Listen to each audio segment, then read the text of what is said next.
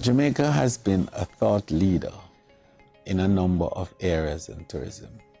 Indeed, Jamaica is at the center of innovation and the creation of new and exciting vistas for future growth and development of the industry.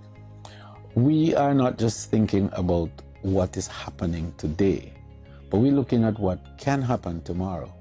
And if it happens tomorrow, how do we respond and how do we relate to it? We're also looking at the global threats to tourism and to our own economy and our own development here.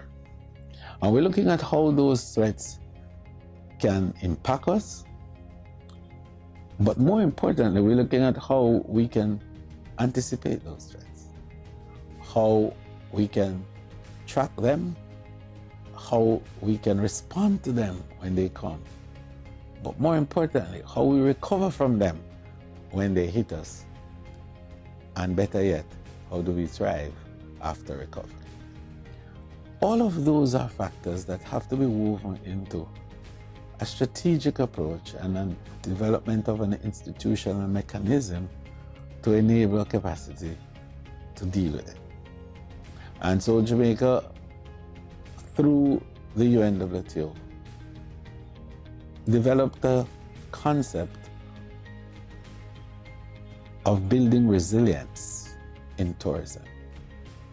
And resilience for us is a vital part of the process of not just survival, but being able to thrive.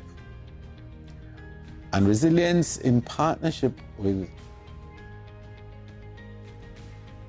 sustainability represents the two pillars on which the future of tourism is going to be predicated.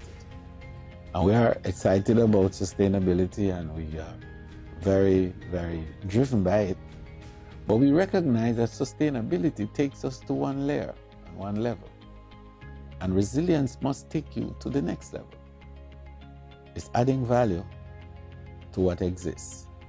It's not just preserving what exists so we can have planet Earth being around, but it's to have a better planet Earth. And that's resilience. So we have established a global center. Little Jamaica has established a global resilience and crisis management center at the University of the West Indies. And the entire world is going to come by way of its strategic leadership in these areas. So we will have members who are on the board of governors of the Resilience Center from every continent on Earth. And they will be here on the 30th of January at the Montego Bay Convention Center for the first ever launch of a global tourism resilience and crisis management center and observatory. What will this do? What this will do is to establish Jamaica as a global reference point for matters dealing with growth, development, and proactivity. And the proactive aspect of it is where the real excitement is. Because everybody else can talk about growth and everybody can talk about development. But it is a special mindset that understands how to act in advance of what may come. So the center will also be of academic importance in that it will establish a whole platform for intellectual discourses and also for published articles on disruptions, mega disruptions that are resulting from climate change, such as hurricanes or tsunamis,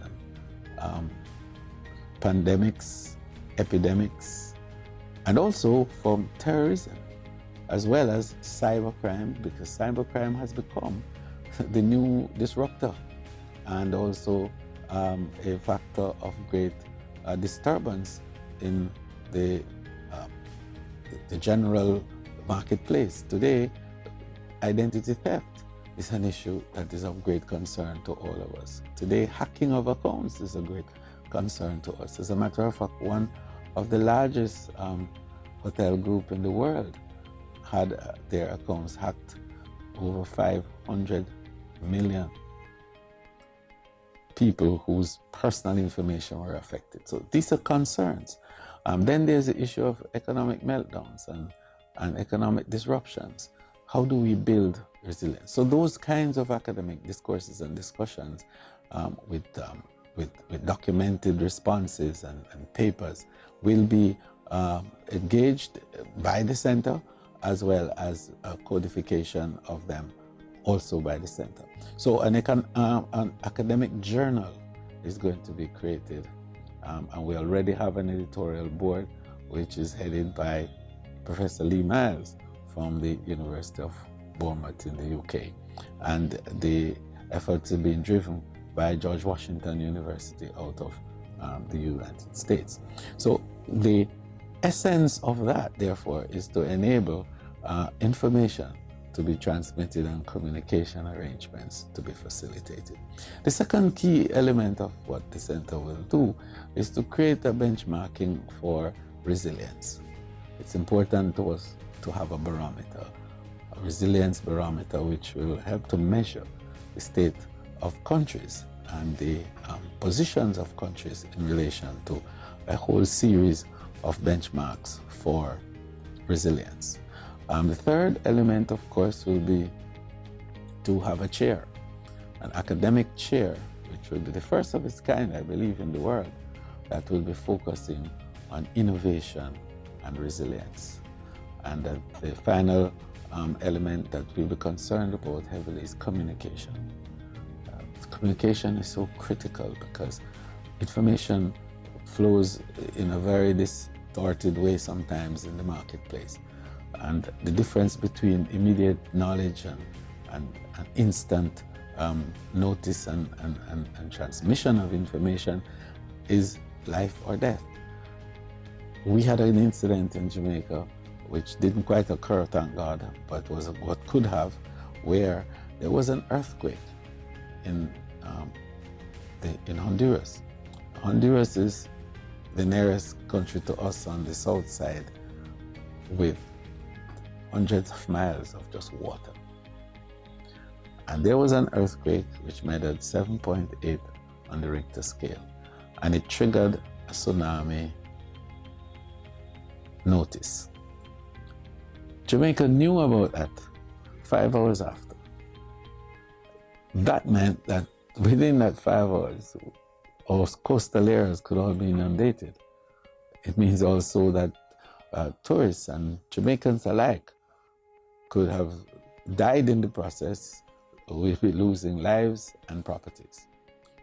But a center like ours would be able to provide instant information, indeed nanotime information, so that whatever action that is needed to be taken, whatever evasive action that is needed to be taken, can be taken. But communication plays another key role of identifying specific areas where problems are, so that the solutions can be found and can be found quickly. The world, unfortunately, is also very geographically challenged. And sometimes they know the differences in names. I remember when we had the hurricane a year and a half ago, Maria and Irma. And it damaged and destroyed property and lives in a number of countries in the Caribbean. But the countries that suffered the most were, for example, Dominica. And the world didn't know the difference between Dominica and the Dominican Republic. So they were calling and commiserating with the people in Domrep, when in fact it is Dominica.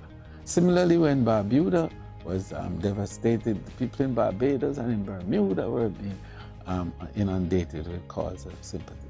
A similar situation also occurred in terms of the Caribbean space and an understanding of where the Caribbean is and who the countries in the Caribbean are.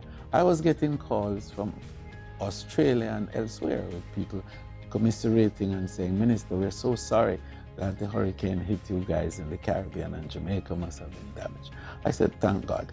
it didn't hit Jamaica because Jamaica is on this side of the Caribbean and it only happened in that country or the other country. So communication is very vital. It also enables more exact positioning of support and resource flows. So people know exactly where to go, who to go to, and when to go. So getting information out on a timely basis, indeed in nano time, is going to be very critical. Then technology and the use of big data as a means of creating analytics that give information also, but more precise information and definitely more relevant information will be a big part of the activities of the center. So here we have then Jamaica becoming the focal point of global, not just discourses on mega disruptions, but also of global response to disruptions that are affecting our global space. We're excited about that. Our Prime Minister, the Most Honorable Andrew Holness, who is also Honorary Co-Chair of the Center, along with the President of Malta, Senora, I beg your pardon, Marie-Louise Colera-Preca. And she will be here also with our Prime Minister to effect the launch.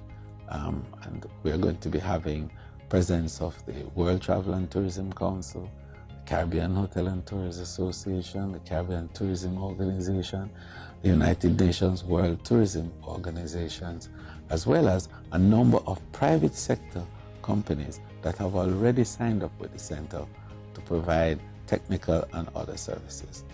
We want to invite you to participate on the web and digital arrangements that will be employed in getting information out on the actual seminar that will be held during the launch.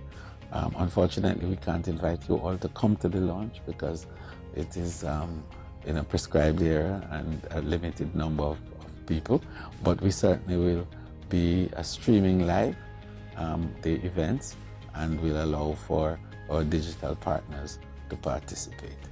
Jamaica is at a very critical point in its own development, and tourism is playing a vital role in that process.